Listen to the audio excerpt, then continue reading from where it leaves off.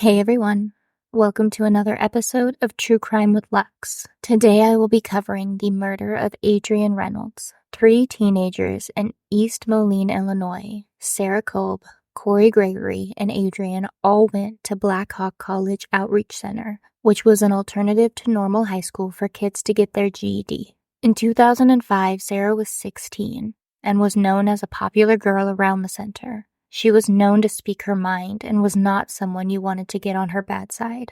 She had anger problems, and small things would set her off. Back in 2004, Sarah and a couple other students were outside on the school grounds smoking when Sarah noticed a new girl and commented that she was hot. This girl was Adrianne. Adrianne had just moved from Texas to live with her dad and stepmother because she was getting into a lot of trouble while living with her mom. Sarah and Adrianne became quick friends after meeting that day in November. Sarah took Adrianne under her wing. Adrianne's stepmom was excited that she was making friends, and the girls were practically inseparable from that moment on. Adrianne was known to flirt with all of the boys at school, but would also flirt with Sarah.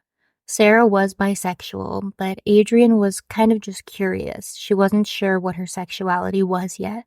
The girls started discussing maybe becoming in a relationship, and Adrianne started acting and dressing a lot like Sarah.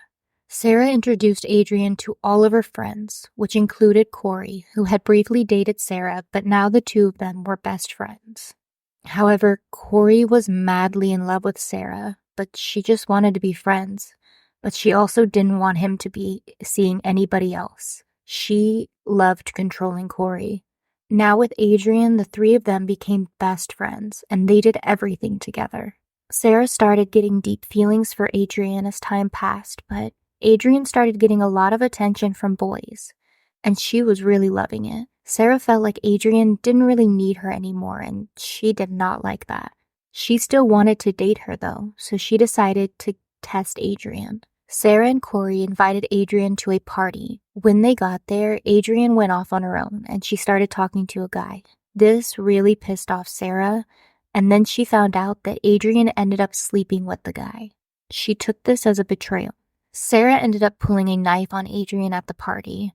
Her friends were used to her crazy behavior, but said that they were all empty threats, that Sarah wouldn't actually hurt anyone. The next day, Adrianne went to another party, and when Sarah arrived, she found out that Adrianne had slept with another guy. She was so mad, and she started calling Adrianne all kinds of names, like a whore and a slut. Sarah even told her that she didn't deserve to live. Adrianne ran out of the party crying, and Cory ran after her to console her. After this, the 2 of them started to get pretty close. They started having feelings for each other, which did not sit well with Sarah. Adrianne and Cory decided to go out on a date to see a movie, and for obvious reasons, they didn't tell Sarah, but she ended up finding out. She felt betrayed by Cory, and she began telling everyone to stop talking to Adrianne. She started spreading rumors and saying mean things about Adrianne, but Adrianne didn't fight back. Instead, she tried to win Sarah back so that they could be friends again. She would write her notes, she would call her all of the time. She really wanted to mend their friendship, but Sarah didn't want to. That was until January 21st of 2005. Sarah asked Adrianne if they could get lunch together at Taco Bell. Sarah had told people and Adrianne that she wanted to fix things. So Sarah, Cory, Adrianne, along with another classmate, got into Sarah's car and drove to Taco Bell. They pulled into the parking lot, and as soon as Sarah parked the car, her and Adrianne started yelling at each other. Sarah then began hitting her and pulling her hair. She yanked Adrianne's head back so she could look at Cory, and Sarah told her to stay away from him. All the while, Cory is just sitting there, watching, not trying to stop any of it. The other classmate left because he didn't want to see what was going to happen. Cory claimed that he thought that they just needed to get it out of their system and that everything would be fine after they fought. Cory said the next thing that happened was Sarah got on top of Adrianne and started strangling her till she passed out. Afterwards, he and Sarah shared a cigarette waiting for Adrianne to wake up. When they noticed that she was blue, they freaked out and didn't know what to do. However, during the investigation, it was discovered that that was not what had happened to Adrianne. What happened was that during the fight, Adrianne was able to punch Sarah in the face. And when that happened, Cory got mad He grabbed his belt and he held Adrianne's arms down so she couldn't fight back, and he and Sarah strangled her with the belt. After, they talked about what to do with her body. Sarah's idea was to take Adrianne's body to her family farm and bury her. But when they got there, the ground was too frozen to dig. So instead, they wrapped her in a tarp and poured gasoline on her and lit her on fire. They soon realized that the fire wasn't going to be enough, so they tried to get more gas, but it still wasn't enough. Cory then remembered a guy named Nate that he thought could help them because Nate was fascinated by gore and death. They called and asked if he could help them out, and the next morning they picked him up and told him everything that had happened. They asked if he would be willing to cut up the body, and he agreed. He brought a saw and began cutting Adrianne's body while Sarah and Cory just watched, talking about normal things like what their favorite song was at the moment. They took some of her body to a ravine and covered them with leaves and branches.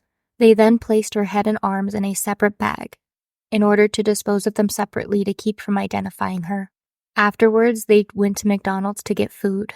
They then took the bag to a park where they buried it so that nobody could find it. All the while, Adrianne's parents were worried when she never came home, and she missed work, so they called police and reported her missing.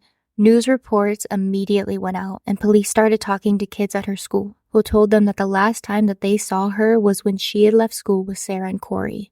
An officer called Sarah and asked her if she had contact with Adrianne the day that she went missing. Sarah said yes. He asked when, and she said sometime between 12:30 and 1. He asked if she and Cory gave her a ride somewhere, to which she said yes, we dropped her off at McDonald's, because Adrianne's parents didn't want her to be in a car with a boy, so we dropped her off a little while down the road so nobody would see that she was in the car with Cory. She told them that was the last time that she saw Adrianne, and police asked if she had heard from her since.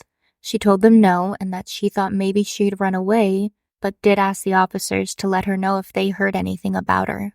Police didn't believe her story, so another officer called her later and asked if she was friends with Adrianne. Sarah replied no. To be honest, I don't even like her. She then explained to the officer that they had a rocky friendship, and when the officer asked, "Why would you give her a ride?" Sarah said they were fighting over a boy and they wanted to talk it over. She even told them that she and Adrianne got into a fight in which they both hit each other. She said after, she told Adrianne to stay away from her and Cory, and then Adrianne left. Now, the school that the kids went to required the students to keep a journal. Police got their hands on Sarah's, and in it she had written about how she was going to convince Adrianne to come with her to talk about what was going on, but had really planned to attack her. A few days later, Cory told his mom that Sarah had a lawyer and he needed one too, but he didn't explain why. After Cory was questioned by the police, his lawyer told his parents everything was fine, there was nothing to worry about. But when Cory got home that day, he broke down and he told them everything that happened. He told his dad that he needed to tell the police. His dad called the police to turn his son in, and he said that it was the right thing to do because her family needed to know where their daughter was. During Cory's interrogation, he agreed to show police where Adrianne's body was. And 4 days after Adrianne disappeared, Cory led them to where they hid Adrianne's head. Police soon called her parents after finding her and told her dad that they found Adrianne.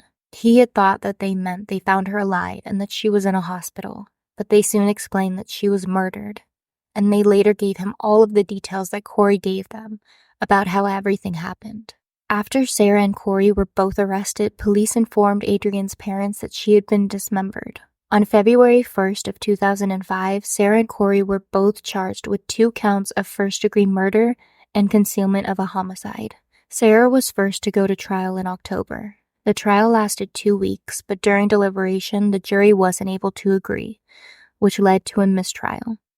She was retried later in February of 2006, where she was found guilty and sentenced to 53 years in prison. Cory pleaded guilty to all charges, and on July 10th, he was sentenced to 45 years. Nate was also charged for dismembering Adrianne, and he pleaded guilty, but was only sentenced to 5 years. He was released after 4 years on good behavior, but later died in a car accident in 2012. Thank you for listening today. I hope everyone has a great day and stays safe, and I'll be talking to you next week.